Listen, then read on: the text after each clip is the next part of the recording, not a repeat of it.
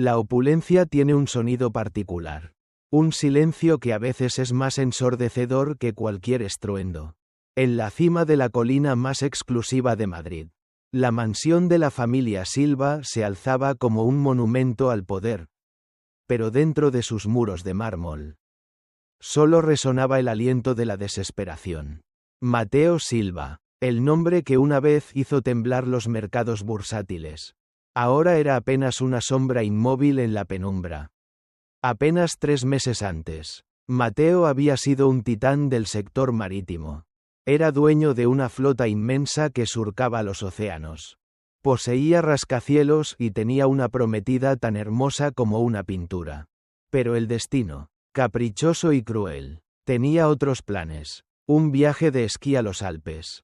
Una avalancha inesperada y luego el colapso. Al despertar, lo único que Mateo vio no fueron las luces del hospital, sino una oscuridad absoluta. Temporal, le dijeron los médicos. Pero para un hombre que controlaba todo con la mirada. Ese, temporal, era una sentencia de muerte prolongada. Ahora, en su vasto estudio, Mateo permanecía sentado, con los ojos vendados. Podía percibir el aroma del sándalo, el olor de los libros antiguos, pero ya no le ofrecían consuelo. Para él, eran meros recordatorios de un mundo al que ya no sentía pertenecer. Señor Silva, el té se está enfriando. La voz de Ricardo, su mayordomo de toda la vida, rompió el silencio. Llévatelo, Ricardo. ¿Acaso no entiendes que el sabor del té no puede borrar el sabor de la ceniza en mi boca? Respondió Mateo con un rugido de dolor contenido. Mateo escuchó los pasos de Ricardo alejarse, con ese ritmo lento que delataba la compasión. Compasión, era lo que Mateo Silva más aborrecía en el mundo. Prefería ser temido, incluso maldecido, antes que recibir la lástima de sus subalternos. Extendió la mano, buscando la taza sobre la mesa. Pero sus dedos solo tocaron el vacío antes de derribar un jarrón de porcelana.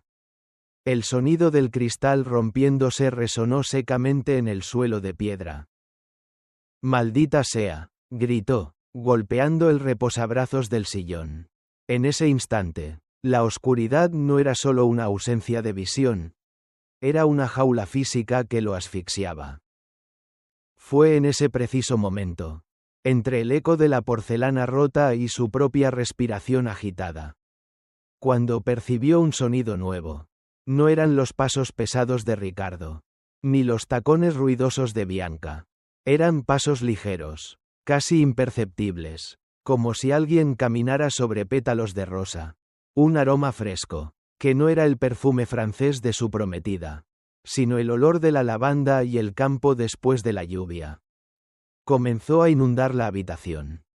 La ira no va a pegar los trozos de ese jarrón, señor Silva, pero tal vez, si deja de gritar, pueda escuchar cómo canta el viento en su jardín, dijo una voz suave, firme y cargada de una extraña paz. Mateo se tensó. ¿Quién eres? ¿Quién te ha dado permiso para entrar en mi santuario? Mi nombre es Elena, soy su nueva enfermera, y por lo que veo, su santuario necesita más una escoba y un poco de luz que un guardia en la puerta. Mateo apretó los dientes, sintiendo que por primera vez en meses, alguien no le tenía miedo. La batalla por su alma acababa de comenzar. Pero él desconocía que aquella mujer, con la voz como un arroyo, sería quien le enseñaría a ver la luz incluso con los ojos completamente cerrados. La mansión Silva era un palacio de mármol. Nung ben tron chiceo con acento agudo hoi tokua su tuyet bon. Mateo Silva, kai ten tung quien ti truon chung koan rung chuyen. Yo dei chila mod veo con acento agudo ng maengoi badong tron veo con acento agudo ng toi. Muasan, am fei chiu dung am tan choi lot qua bianca. Bijón de pu fiem chi quantam den nung woi tiek banung tamsek. Pero un día, el silencio se rompió con una melodía antigua. Elena, la nueva enfermera, Entró en su habitación no con miedo, sino con una calma que Mateo no pudo ignorar. La lluvia tiene aroma a tierra mojada. Señor Silva, debería disfrutarlo, dijo ella. Mateo, acostumbrado a la compasión o al desprecio, sintió por primera vez que alguien lo trataba como a un hombre, no como a un inválido. Entre ellos nació una apuesta. Si Elena lograba que él saliera al jardín, él dejaría de luchar contra el mundo. Bianca no tardó en marcar su territorio. Te pago para que limpies y obedezcas, no para que dé opiniones médicas. Le siseó a Elena. Pero Mateo, por primera vez en meses, alzó la voz. Ella se queda. Bianca, sal de la habitación. Fue el primer paso de Mateo fuera de su propia tumba. Bajo la guía de Elena, Mateo comenzó a ver con el alma. Ella le describía el cielo de azul cobalto y el olor de los pinos con tal detalle que él sentía recuperar retazos de su vida. Usted no perdió la vista en la nieve, Mateo. Su imperio lo volvió ciego mucho antes del accidente. Le recordó Elena con una honestidad brutal. En la oscuridad, Mateo empezó a enamorarse de la única voz que no le mentía. La presión aumentó con la llegada de don Arturo Silva. El patriarca trajo un equipo médico con una amenaza clara. Tienes un mes para recuperar la visión o pediré la tutela legal de tus bienes. Mateo estaba a punto de rendirse. Pero Elena le tomó las manos. Hágalo para ver el color de las nubes que le describo. 30 días son una eternidad si se lucha con el corazón. Sintiéndose acorralada, Bianca contactó al doctor Varela. Asegúrate de que los medicamentos lo mantengan confundido. No puede ver ni una chispa de luz, ordenó ella. Mateo empezó a sufrir mareos y náuseas. Elena, sospechando una traición, analizó las gotas en secreto y descubrió el veneno. Atropina. Alguien quiere que usted pierda la esperanza, le reveló ella. Mateo, herido por la traición de su propia sangre, juró que Elena sería su escudo. Sin las gotas adulteradas, el cuerpo de Mateo despertó.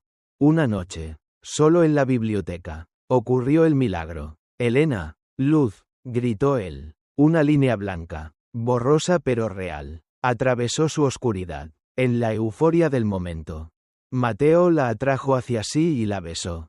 Fue un beso que selló una promesa. No necesito ver tu rostro para saber que eres lo más hermoso que mis ojos jamás contemplarán. Sin embargo, Elena sabía que la victoria era peligrosa. Tienes que fingir, Mateo. Si Bianca sabe que ves, hará algo drástico. Debes aprender a cazar desde las sombras. Mateo aceptó el reto. Sería el mejor actor del mundo para proteger su futuro. Bianca intentó un golpe final. Entró en la cocina y lanzó un sobre con dinero a Elena. Desaparece esta noche o te acusaré de robo.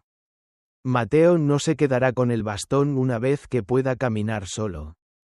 Pero Mateo, de pie en el umbral, ya no era el hombre débil de antes. No habrá necesidad de maletas. Bianca, vete de aquí. Si Elena se va, yo me voy con ella. La guerra estaba declarada. Bianca, desesperada, preparó un sedante para la reunión de accionistas, esperando que Mateo pareciera inestable ante la junta. Lo que ella no sabía era que el león ya había despertado. Mateo y Elena entrarían en esa sala de juntas no solo para reclamar una empresa, sino para destruir a quienes intentaron mantenerlos en la oscuridad. Mateo Silva permaneció en silencio, con la mandíbula apretada, tratando de procesar la insolencia de aquella mujer. En su mundo, nadie se atrevía a contradecirle, mucho menos a sugerir que su amargura era opcional. El aire en la habitación parecía haber cambiado. La pesadez del encierro se veía desafiada por la frescura que Elena desprendía. ¿Enfermera?, repitió Mateo con un tono cargado de desprecio. Ya han pasado 4 por aquí en menos de un mes. Ninguna duró más de 3 días. ¿Qué te hace pensar que tú serás diferente? ¿Elena? Escuchó cómo ella se movía por la habitación. El sonido de sus pasos no era errático, era decidido. Escuchó el crujido de las cortinas al ser descorridas. Una acción que normalmente le habría provocado un ataque de furia. Pero la calma en los movimientos de Elena lo dejó paralizado por la curiosidad. Lo que me hace diferente no es mi resistencia a sus gritos. Señor Silva, respondió ella mientras comenzaba a recoger los trozos de porcelana rota con una delicadeza asombrosa. Es que yo no veo a un monstruo herido en este sillón. Veo a un hombre que tiene tanto miedo de su propia vulnerabilidad que prefiere vivir en un desierto de odio antes que admitir que necesita ayuda.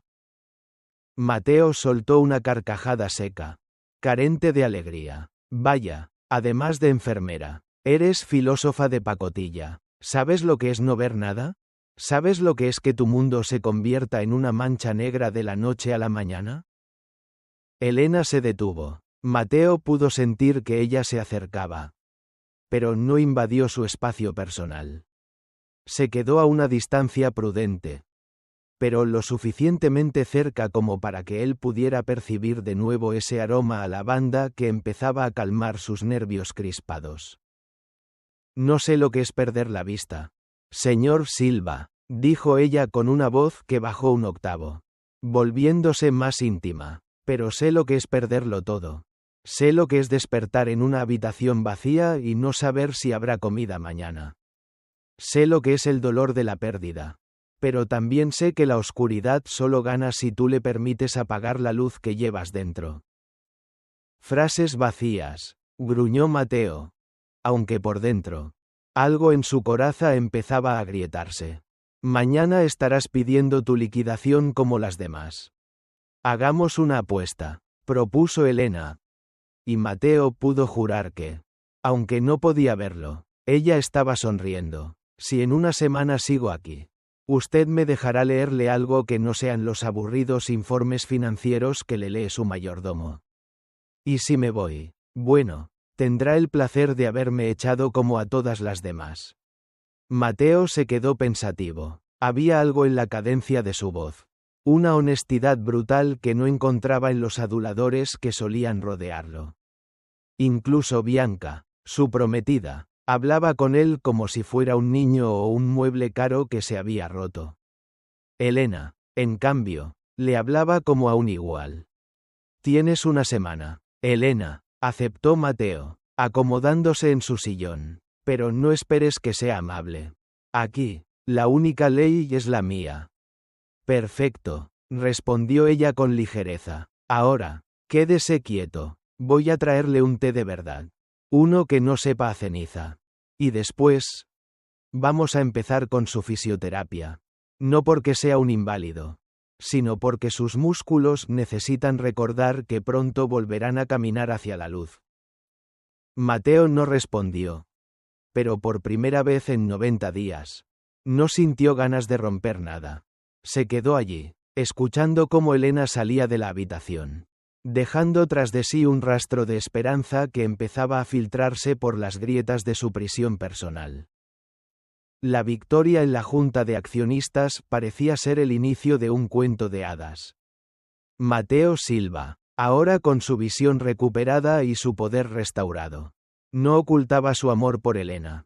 La mansión, que antes era una tumba, se llenó de flores y planes de boda. Mateo le había entregado a Elena un anillo de diamantes azules, prometiéndole que nunca más tendría que cuidar a nadie por necesidad, sino que sería la reina de su hogar.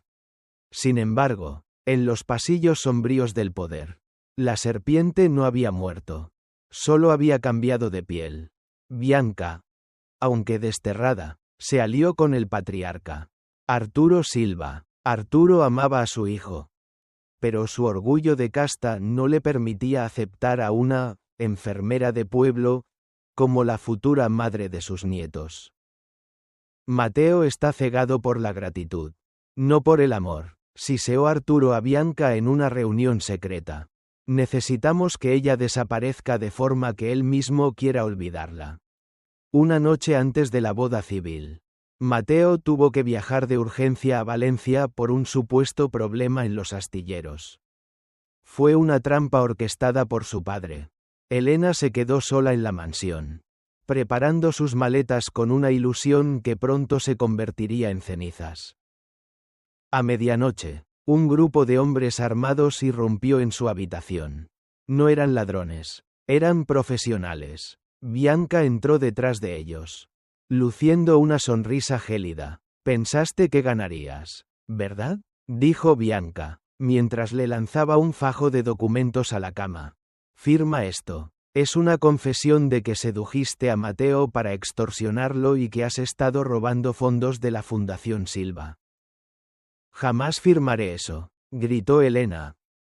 Pero un golpe seco en el rostro la hizo caer al suelo. «Si no firmas, tus hermanos menores en el pueblo sufrirán un accidente mañana mismo. Tú decides, Elena, el amor de Mateo o la vida de tu familia».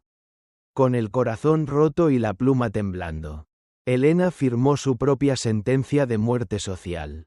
Fue arrastrada hasta un coche negro y llevada a la frontera, donde la abandonaron con una advertencia. Si volvía a contactar a Mateo, él también pagaría las consecuencias. A la mañana siguiente, Mateo regresó a Madrid, eufórico, pero en lugar de una novia ilusionada.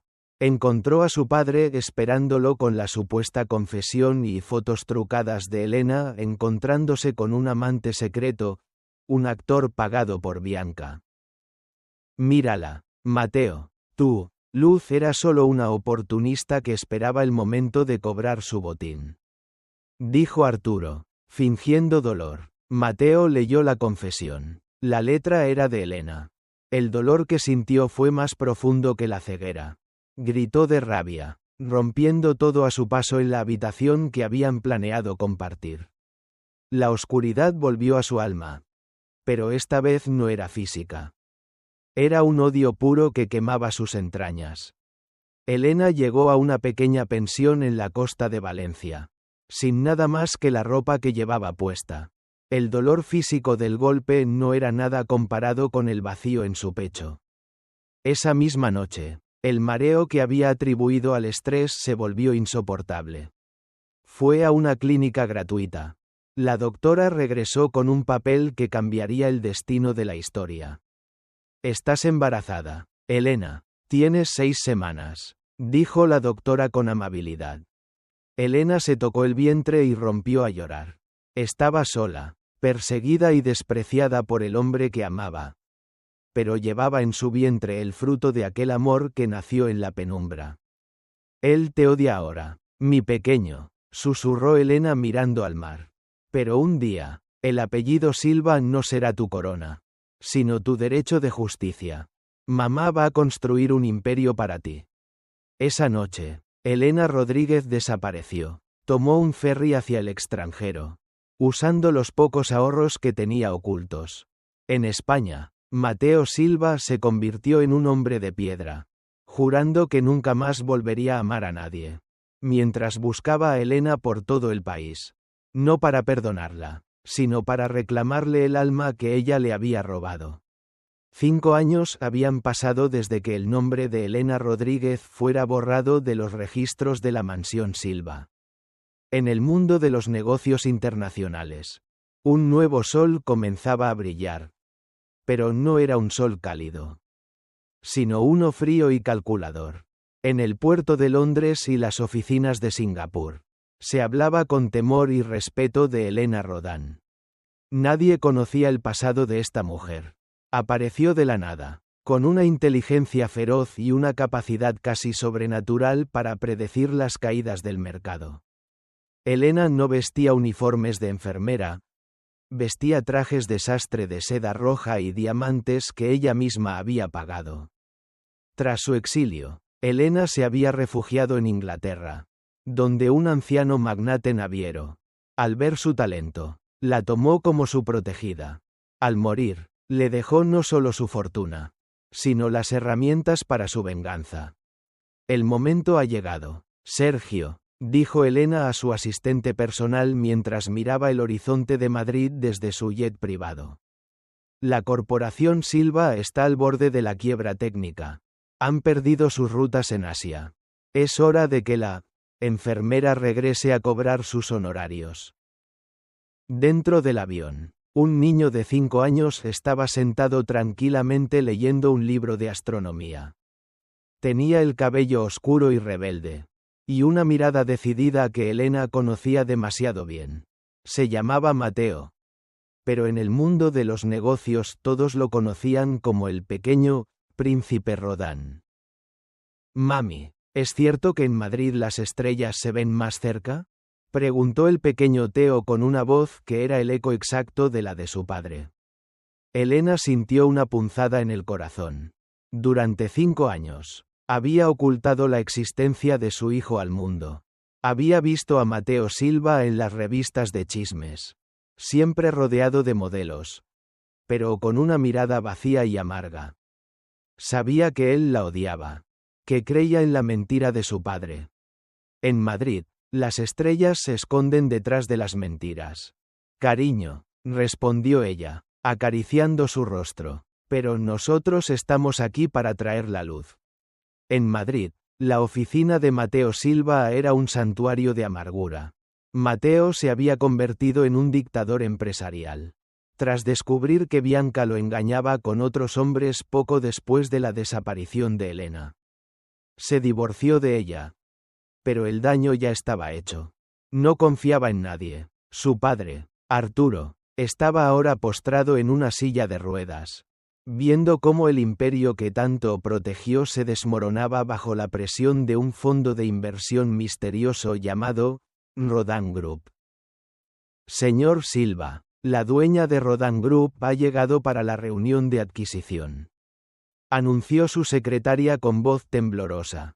Déjala pasar, gruñó Mateo, sin levantar la vista de sus informes financieros.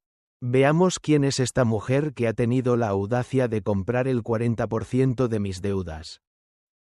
La puerta se abrió. Un aroma a lavanda silvestre y lluvia fresca inundó la habitación. Mateo se quedó petrificado. Sus manos empezaron a temblar. Ese aroma estaba grabado en sus pesadillas y en sus sueños más profundos.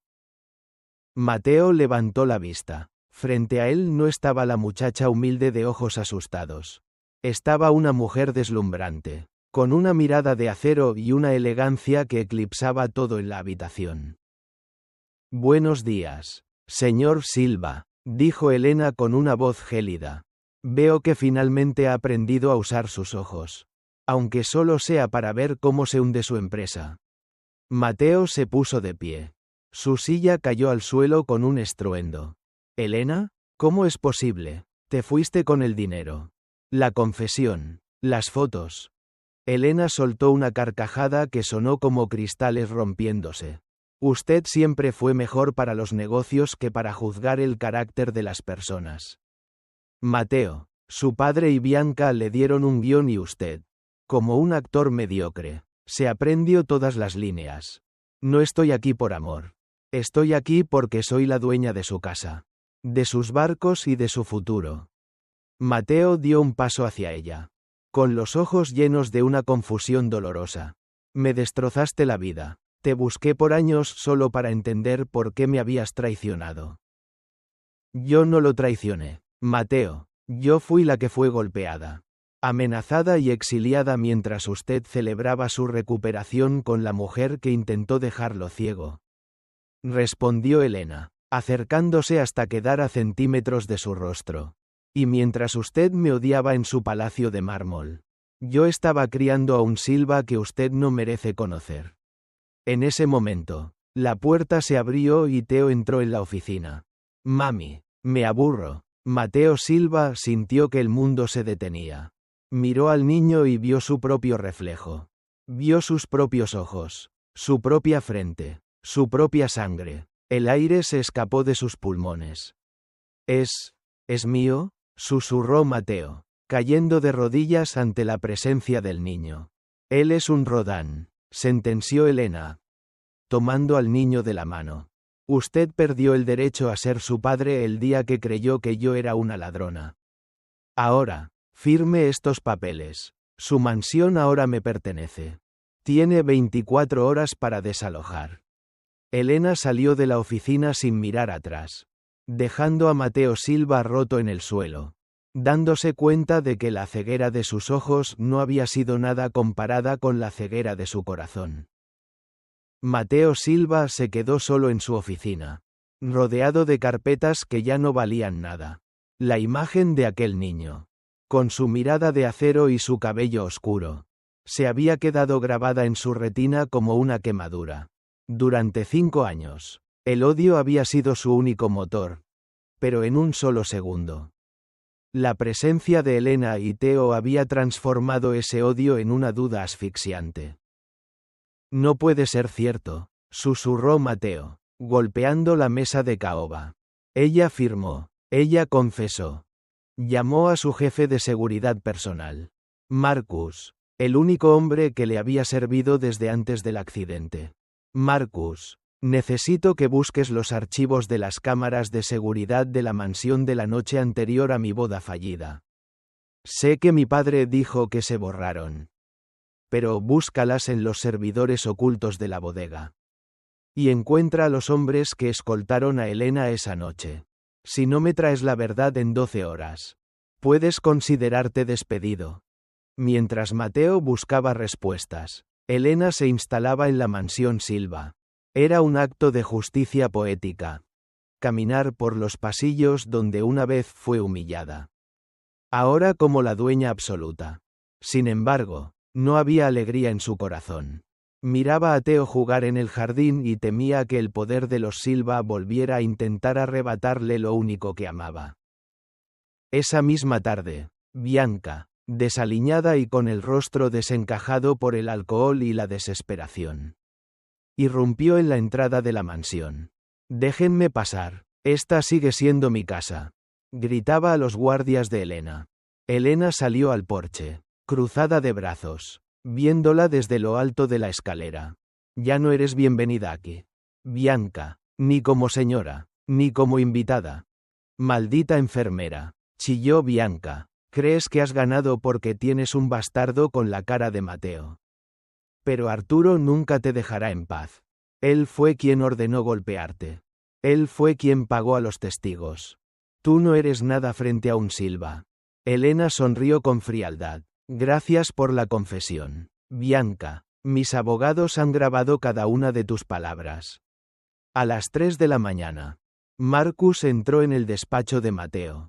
Su rostro estaba pálido. Sin decir una palabra, colocó una tableta sobre la mesa y presionó play. Mateo observó la pantalla en silencio. El vídeo, granulado y oscuro, mostraba la habitación de Elena 5 años atrás. Vio a su padre, Arturo, entrar con 2 matones. Vio a Bianca burlándose mientras golpeaban a Elena. Vio cómo obligaban a la mujer que amaba a firmar un papel bajo amenaza de muerte hacia sus hermanos. Y lo más doloroso, vio a Elena tocarse el vientre con ternura y miedo antes de ser arrastrada hacia un coche negro bajo la lluvia. Un grito de agonía pura escapó de la garganta de Mateo. El dolor de su ceguera física no era nada comparado con el horror de saber que había sido el verdugo de su propia salvación. Había abrazado a los monstruos y expulsado al ángel.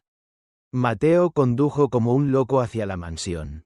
No le importaba la empresa, ni el dinero, ni el orgullo. Saltó la verja y corrió hacia la puerta principal, golpeándola con desesperación. «Elena, abre, por favor, Elena», gritaba bajo una tormenta que parecía imitar la noche de su traición. Elena abrió la puerta, con una bata de seda negra y los ojos secos. «Vete, Mateo, ya tienes los papeles de desalojo. No hay nada más que hablar». Mateo cayó de rodillas en el umbral, empapado, con el vídeo aún reproduciéndose en su mente. «Lo he visto, Elena, he visto el vídeo del sótano. He visto lo que mi padre te hizo. He visto cómo te protegiste el vientre», sollozó él, agarrándose a las manos de ella. «Perdóname. Fui un ciego, un estúpido, un cobarde. No te pido la empresa. Quédatela toda, pero déjame estar cerca de mi hijo. Déjame intentar reparar el daño que mis manos causaron». Elena lo miró desde arriba. Por un momento, su máscara de hielo se agrietó al ver al hombre más poderoso de Madrid destrozado a sus pies. Pero el recuerdo de 5 años de soledad fue más fuerte. El perdón es un lujo que no te puedes permitir. Mateo Silva. Teo no sabe quién eres. Y por ahora, prefiero que piense que su padre fue un hombre decente que murió. Antes de que sepa que fue el hombre que dejó que lo echaran a la calle antes de nacer. Elena cerró la puerta con firmeza, dejando a Mateo solo en la oscuridad, enfrentándose por fin al verdadero peso de sus pecados. Arturo Silva, desde su silla de ruedas en la habitación de un hotel de lujo, observaba el crepúsculo de su legado. Al enterarse de que Mateo había descubierto el vídeo, supo que el vínculo con su hijo se había roto para siempre. Sin embargo, su mente retorcida no aceptaba la derrota. En su lógica de hierro, si Elena desaparecía permanentemente, Mateo eventualmente volvería al redil. Y el pequeño Teo, el único heredero de la sangre Silva, podría ser moldeado a su imagen. Si no podemos comprar su silencio, compraremos su ausencia definitiva, siseó Arturo a su abogado. Contrata a los mismos hombres de hace 5 años. Esta vez no habrá frontera que cruzar. Quiero que el problema termine en el fondo del Mediterráneo. Al día siguiente, ajeno a la conspiración de su abuelo, el pequeño Teo jugaba en el jardín trasero de la mansión. Mateo, que pasaba las horas vigilando desde el exterior de la propiedad con la esperanza de ser perdonado, notó un movimiento inusual. Una furgoneta de mantenimiento con cristales tintados estaba estacionada en un camino privado que solo la familia conocía. Su instinto de depredador, agudizado por años de desconfianza, se activó. Vio a 2 hombres bajar con rapidez, saltando la valla trasera. No eran jardineros. Llevaban guantes y movimientos tácticos. Su objetivo era claro. El niño que corría tras una pelota cerca del estanque. Teo, corre a la casa, gritó Mateo, saltando desde su coche y corriendo con una velocidad que desafiaba su propia seguridad. Elena escuchó el grito desde el balcón y salió corriendo. Pero los hombres ya habían alcanzado al niño. Uno de ellos forcejeaba con Teo mientras el otro sacaba una pistola para cubrir la huida. Mateo llegó justo en el momento en que el secuestrador se disponía a disparar para despejar el camino. Sin dudarlo un segundo, Mateo se lanzó sobre el hombre armado. El sonido de un disparo rasgó el aire del jardín. Elena gritó el nombre de su hijo. Pero cuando el polvo se asentó, vio a Mateo forcejeando en el suelo, protegiendo el cuerpo de Teo con su propio pecho. Un segundo disparo alcanzó a Mateo en el hombro. Pero él no soltó al atacante hasta que Marcus y los guardias de Elena llegaron al lugar. Los secuestradores, al verse superados, intentaron huir, pero fueron reducidos violentamente. Mateo cayó de rodillas, su camisa blanca empapándose rápidamente de un rojo intenso. Elena corrió hacia ellos, arrebatando a Teo del suelo. El niño estaba ileso, pero temblaba de terror. Luego, sus ojos se encontraron con los de Mateo, que estaba pálido y luchaba por respirar. Está a salvo, Elena, el niño está bien, susurró Mateo con una sonrisa débil. Antes de toser sangre, llamen a una ambulancia. Ahora, gritó Elena, arrodillándose junto a él y presionando la herida con sus manos. Sus ojos, antes de hielo, ahora estaban inundados de lágrimas de angustia. No te mueras, Mateo, no te atrevas a dejarme con esta culpa. Quédate conmigo. 5 años tarde, dijo Mateo con voz borrosa. Pero esta vez sí te vi venir. No dejes que mi padre se acerque a él. Prométemelo. En ese momento, Marcus se acercó con el teléfono de uno de los secuestradores. Señora Rodán, el último número marcado es el del despacho privado de Arturo Silva. Él dio la orden. Elena miró a Mateo, cuya conciencia se desvanecía. La rabia y el dolor se fundieron en una sola resolución. El amor que había intentado enterrar bajo capas de negocios y venganza resurgió con una fuerza devastadora. Mateo Silva había entregado su vida por el hijo que ella le había negado, demostrando que su redención no era de palabras, sino de sangre. Mientras las sirenas de la policía y la ambulancia se acercaban, Elena sostuvo la cabeza de Mateo en su regazo. «Vive, Mateo», le suplicó al oído. «Vive y te juro que Teo sabrá que su padre es el hombre más valiente del mundo. Vive. Y volveremos a empezar». La noticia del intento de secuestro y el tiroteo en la mansión Silva sacudió los cimientos de la sociedad española.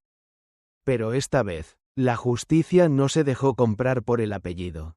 Con las pruebas obtenidas de los teléfonos de los sicarios y el testimonio de Marcus, la policía procedió al arresto de Arturo Silva en su propia cama de hospital.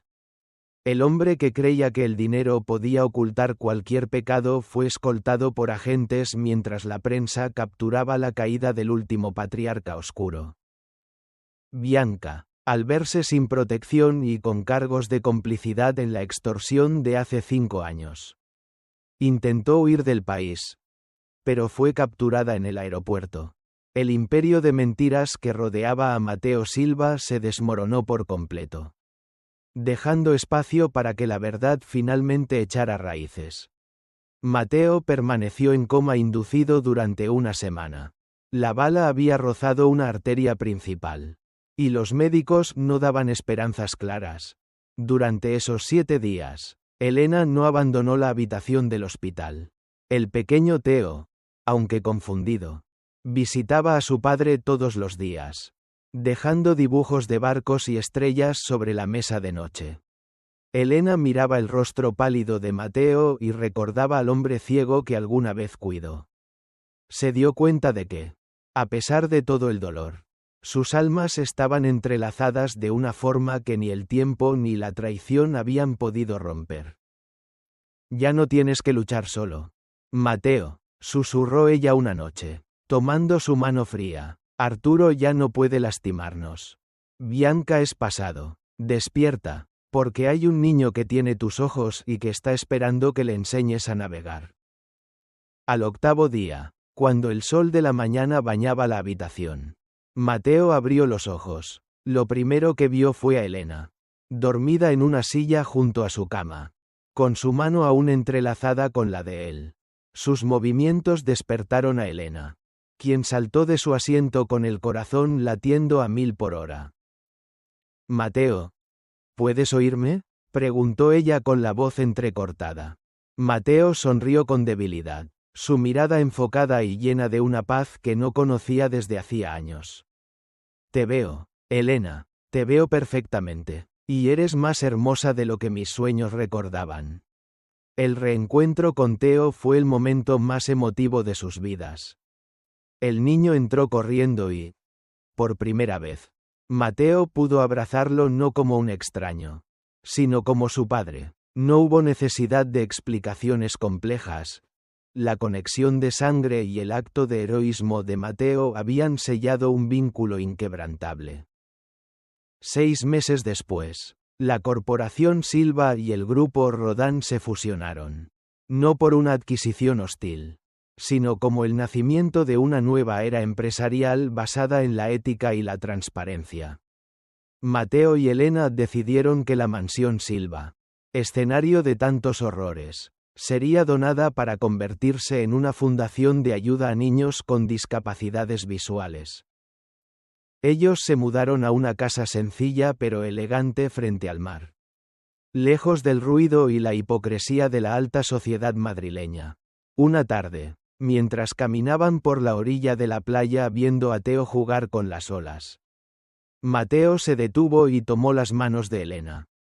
«Hace 5 años. Te prometí que tú serías la dueña de mi vida», dijo Mateo, sacando un anillo de diamantes azules, el mismo que ella tuvo que dejar atrás cuando huyó. «Perdí el camino, perdí la vista y casi pierdo mi alma. Pero hoy, con los ojos bien abiertos, te pido que seas mi esposa». No por gratitud, sino porque eres la luz que guía cada uno de mis pasos. Elena sintió que las últimas cicatrices de su corazón se cerraban por completo. Miró al hombre que había pasado de ser un titán arrogante a un padre entregado y un compañero leal. Sí, Mateo, 1000 veces sí, respondió ella antes de fundirse en un beso que sabía a sal. A libertad y a un futuro que por fin les pertenecía. El sol se ocultó en el horizonte. Pero para ellos no hubo oscuridad. Porque habían aprendido que la verdadera visión no reside en los ojos, sino en la capacidad de amar y perdonar. Incluso cuando el mundo intenta dejarte en las sombras.